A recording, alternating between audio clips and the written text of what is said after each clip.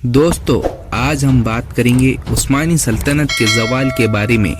یہ سلطنت تقریباً 600 سال تک دنیا کی عظیم طاقتوں میں شمار ہوتی رہی، لیکن 20ویں صدی کے آغاز میں اس کا خاتمہ ہو گیا۔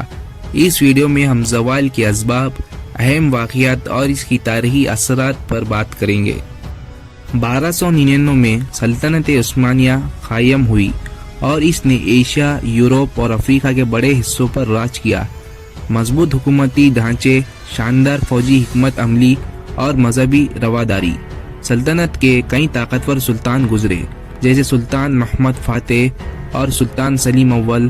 ان جیسے رہنماؤں کی وجہ سے سلطنت کا عروج بعم عروج تک پہنچایا۔ عثمانی سلطنت کی زوال آہستہ آہستہ 16ویں صدی کے اختتام سے شروع ہوا۔ اس کی کئی وجوہات تھی، جیسے شہزادوں میں جانشین کے لیے جھگڑے ہونا اور کئی بادشاہ جیسے ناہل گزرے جنہوں نے سلطنت کو اندر سے کھوکھلا کر دیا، اور یورپ اقوامی کی تجارت برتر ہونا اور نئے بحری راستوں کی دریافتیں سلطنت کی معیشت کو کمزور کر دیا۔ سلطنت کی بڑی جنگوں میں سے ایک جنگ ویانا ہے، جو 1683 میں روس اور آسٹریا کے خلاف لڑی گئی، جس میں سلطنت کو بار بار شکست ہوئی۔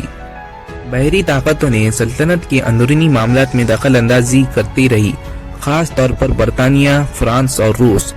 بلقان اور عرب کے علاقوں میں قومی پرستی کی تحریکیں ابھری، جنہوں نے سلطنت کو مزید کمزور کیا۔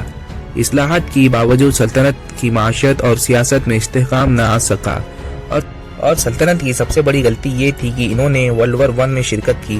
جب تک سلطان عبدالحمید خان تھے، جب تک سلطنت کی آخری سانسیں چل رہی تھی، لیکن 1907 میں نوجوان ترکوں کی غداری کی وجہ سے انہیں تخت سے اتار دیا گیا اور سلطنت کے نئے حکمران عبدالحمید خان کے بھائی مراد کو دے دی گئی۔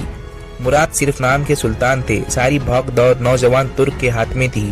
ان کی کم سمجھی کی وجہ سے سلطنت کو جنگ عظیم میں ڈھکل دیا گیا، جس میں عثمانی سلطنت جرمنی کے ساتھ تھی اور ان کے خلاف روس، برطانیہ جیسی طاقتیں تھیں۔ جنگ میں شکست کے بعد سلطنت کے زیادہ تر علاقے پر برطانیہ اور روس کا قبضہ ہو گیا۔ معاہدہ سویلیا 1920 عیسوی۔ اس معاہدے نے سلطنت کی باضابطہ تقسیم کی راہ ہموار کی۔ 1923 میں مصطفی کمال اتا ترک نے جمہوریہ ترکی قائم کی اور خلافت کو ختم کر دیا۔ عثمانی سلطنت کے خاتمے نے مسلم دنیا کو سیاسی اور سماجی طور پر کمزور کر دیا۔ سلطنت کے خاتمے کے بعد 40 ملک وجود میں آئے، جیسے ایران، عراق، مصر، سعودی اور کئی سارے۔ سلطنت کی شاندار ثقافتی ورثہ آج بھی موجود ہے، جس میں فن، تعمیر، ادب اور تاریخ شامل ہے۔ عثمانی سلطنت کی زوال کی کہانی ہمیں یہ سبق دیتی ہے کہ مضبوط ادارے، جدید اور قومی اتحاد کسی بھی ریاست کی بقا کے لیے ضروری ہے۔ یہ تاریخ ہمیں اپنی غلطیوں سے سبق سیکھنے اور مستقبل کے لیے بہتر حکومت کے عملی پر اپنا پیغام دیتی ہے۔ کیا آپ کے خیال میں عثمانی سلطنت کی زوال کی کچھ اور اسباب بھی ہو سکتی ہے؟ اپنی رائے نیچے کمنٹ میں ضرور دیں۔ ویڈیو دیکھنے کا شکریہ۔